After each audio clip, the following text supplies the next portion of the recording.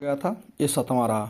7वां का पहला वाला बहुत इंपॉर्टेंट प्रिज्म से पूछता है। Sine mu equal to prism formula होता था ना, mu equal sine A plus M by two अपन साइन ए बाई टू।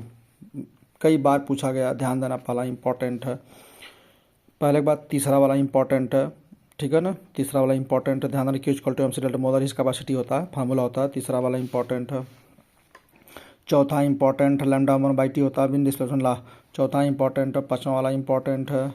पाँचवा के बाद छठवां वाला इंपॉर्टेंट देख लेना है, लंबा चौड़ा, लेकिन लग गया तो लग गया, तो फिर आंसर याद कर जाना। ये मतलब इसमें डाटा नहीं चेंज करेगा, ऐसे ही पूछेगा। सातवां वेरी वेरी इंपॉर्टेंट, ध्यान देना। V T equal to constant delta B by B equal to delta T by T बराबर कर देंगे -2 डेल्टा टी बाई टी। बहुत इंपॉर्टेंट है, सातवां वाला इंपॉर्टेंट है। सातवां वाले के बाद आठवां वाला भी इंपॉर्टेंट है, ठीक है ना। R1 R4 equal to R2 R3 है ना, ये और ये बराबर होता है, इंपॉर्टेंट है।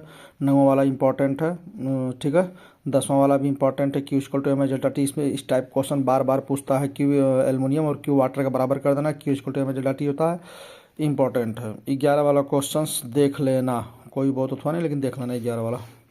12 वाला क्वेश्चन भी इंपॉर्टेंट, वेरी वेरी इंपॉर्टेंट है। Q equal to M H delta theta से होता है, मतलब उसे लगा लोगे। घनत्व बटा द्रव्यमान बटा आयतन होता है, 12 इंपॉर्टेंट है। 13 वाला इंपॉर्टेंट, जब 2 3 3 4 वेलोसिटी दिया रहा है और VRMS पूछे वेलोसिटी, तो V1 स्क्वायर प्लस V2 सबका स्क्वायर अपन सबका ऐड कर देना। 14 वाला भी important, delta Q by W equal to mu C P delta T, W equal to mu delta T. Delta T सब कट जाएगा, सी पी अपन C R जो आएगा, बहुत इंपॉर्टेंट है। 14वां वाला question very very important, NEET और JEE दोनों के लिए। 15 वाला क्वेश्चन भी नीट और जेई के लिए दोनों के लिए इंपॉर्टेंट है। Q equal W plus delta Q, Q1 Q2 Q3 वही हो जाएगा, ठीक है। 16 वाला भी इंपॉर्टेंट है, कुछ नहीं करना है। Q equal to M C delta theta होता है, Q equal to M L होता है, या एम आर टी बस बराबर कर देना है, और कुछ करना है। टाइम पूछा है, बहुत इंपॉर्टेंट, ध्यान देना। 16 वाला क्वेश्चन रिपीट करेगा। 17 वाला क्वेश्चन भी रिपीट करेगा, बहुत इंपॉर्टेंट है। पी इक्वल टू ईस होता ना, सिग्मेटिक पावर फॉर्मूला था ना, उसी पे है। नीट में तो आ चुका है, रिपीट कर सकता है फिर बार। 18 वाला क्वेश्चन देख लेना। 19 वाला क्वेश्चन भी इंटीग्रेशन है, पूछ सकता है, काट नहीं जा सकता, पूछ सकता है। 19 वाला क्वेश्चन जी और नीट दोनों देख लेंगे।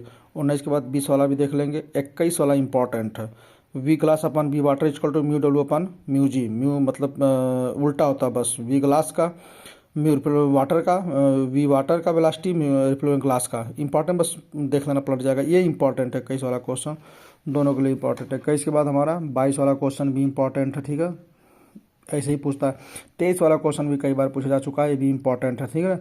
We medium upon V air equal to 3/5 यहाँ से निकाल लोगे, फिर इंटू सी है ना, sine three equal V medium upon V air रख दोगे वैल्यू 1.2, तो इसको भी देख लेना, अच्छा इंपॉर्टेंट है। 24 वाला भी इंपॉर्टेंट है। 25 वाला भी इंपॉर्टेंट है। 25 के बाद 26 वाला भी इंपॉर्टेंट है, मतलब जब मेरे प्लेन मेरे स्पीड पूछे तो फिर उसकी डबल हो जाती है, कोई बहुत इंपॉर्टेंट है। 27 भी इंपॉर्टेंट है। 28 वाला देख लेना, बहुत कोई खास नहीं, लेकिन पूछ सकता है। 29 वाला इंपॉर्टेंट है, ठीक है। फार्मूला क्या होता है, शिफ्ट का फार्मूला, ये तो बहुत इंपॉर्टेंट। 29 वाला तो बहुत इंपॉर्टेंट, इतना इंपॉर्टेंट कोई सीमा नहीं। शिफ्ट पूछता है, लेटरल शिफ्ट पूछता है, डिस्टेंस पूछता है, कुछ भी पूछेगा। डी इक्वल टू टी 1 - 1/μ, बहुत इंपॉर्टेंट है, इसको ध्यान दिए रहना। कौन सा, 29 वाला। 29 के बाद 30 वाला भी क्वेश्चन, लेंस में का formula 1/f equal to mu -1 1/1/2 दोनों का पूछा है। प्लेनो कान के मिरर है, देख लेना, ये भी इंपॉर्टेंट है। 31वां तो रट जाना, बहुत ही इंपॉर्टेंट है। Sine theta C equal to होता है, म्यू इक्वल 1/sin सी होता है, ठीक है ना। तो sine theta C equal to mu air upon V medium, देख लेना, ये भी बहुत ही इंपॉर्टेंट है। आए तो आए, नहीं तो याद कर जाना, ये बहुत ही इंपॉर्टेंट है। 32 वाला भी देख लेना, लेंस में का फार्मूला पे ही है, पूछ सकता है, नीट में पूछा गया है, पूछ सकता है, रिपीट करेगा। उसके बाद 33 वाला भी क्वेश्चन बहुत ही इंपॉर्टेंट है, और ये हूबहू कॉपी और पेस्ट होगा, mu equal to sine I by sine R, ठीक है।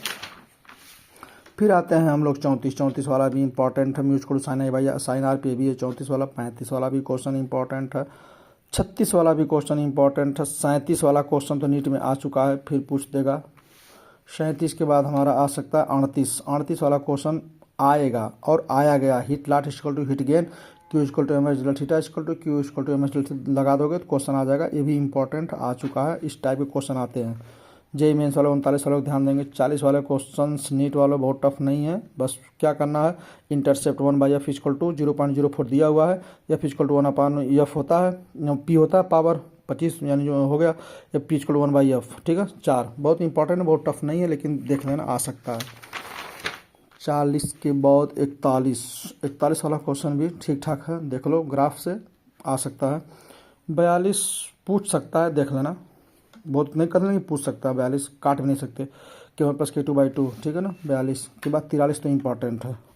43 कैसे छूट गया, 43 इंपॉर्टेंट है, ठीक है ना, बहुत इंपॉर्टेंट है। डेल्टा मतलब deviation, delta = I incidence plus emergence minus fridge angle, या H = incidence plus emergence minus minimum deviation, ठीक है ना, ये भी पूछा गया है। 44 वाला क्वेश्चन देख लेना, पूछ भी सकता, नहीं जेईई मेंस के लिए पूछ सकता है। 45 वाला क्वेश्चन भी देखो, पीछे बताया था लेटरल शिफ्ट पे, शिफ्ट वाला क्वेश्चन थिकनेस पे पूछता है, इसमें कोई काट नहीं सकता। D = 1 - 1/μ, ये तो इस टाइप का क्वेश्चन आता ही आता है, इसमें कुछ किया नहीं सकता। 45 देख रहे हो ना, ये जितने भी मैं क्वेश्चन बताएंगे एकदम टाइप नीट में एकदम सेम यही टाइप रहेगा। डाटा चेंज कर सकता है मगर क्वेश्चन बिल्कुल क्या रहेगा, एकदम यही रहेगा, कुछ काट छाट नहीं सकते इसमें से हम लोग।